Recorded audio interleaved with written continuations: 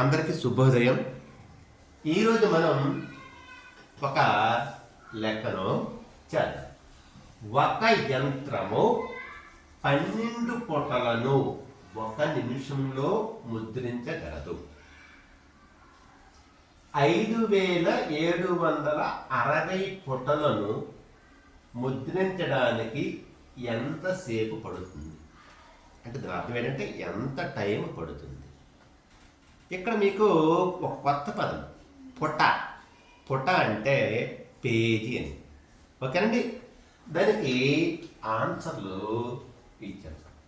10 గంటల కాలము, 8 గంటల కాలము, 7 గంటల కాలము, 6 గంటల కాలం.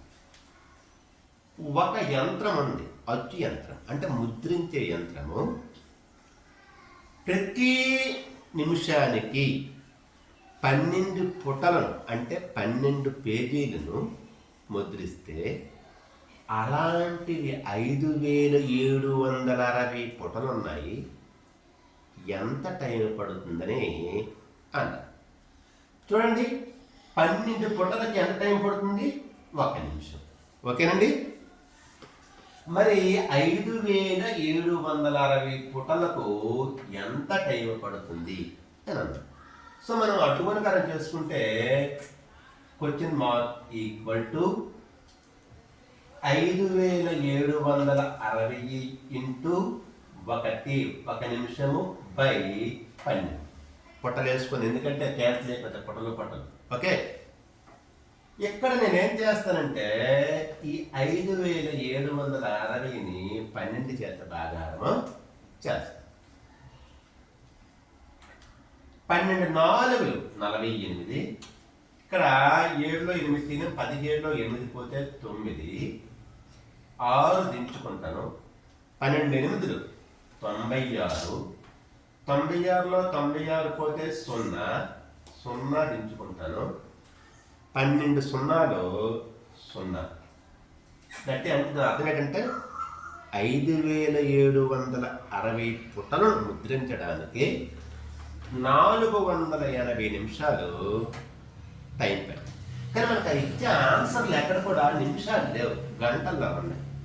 సో మనం ఏం చేయాలంటే ఈ నిమిషాలని మనం గంటల్లోనికి మార్చుకోవాలి. చూడండి, ఇక్కడ 60 నిమిషాలు 1 గంట. 60 నిమిషాలు ఎంతమ్మా? 1 గంట. 60 నిమిషాలు 1 గంట. మరి 480 నిమిషాలకి ఎన్ని గంటలు? దీన్ని కూడా అడ్డుగుణకారం చేసుకుంటే క్వశ్చన్ మార్క్ ఈక్వల్ టు 480 నిమిషాలు ఇంటూ 1 గంట బై 60 నిమిషాలు.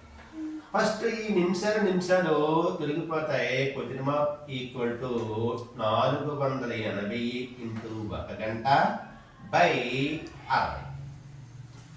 ఈ 0కి ఈ 0కి పోయి 6 1 6, 6 8 48, 8 1 8 అంటే 8 గంటల కాలం పట్టిందనమాట.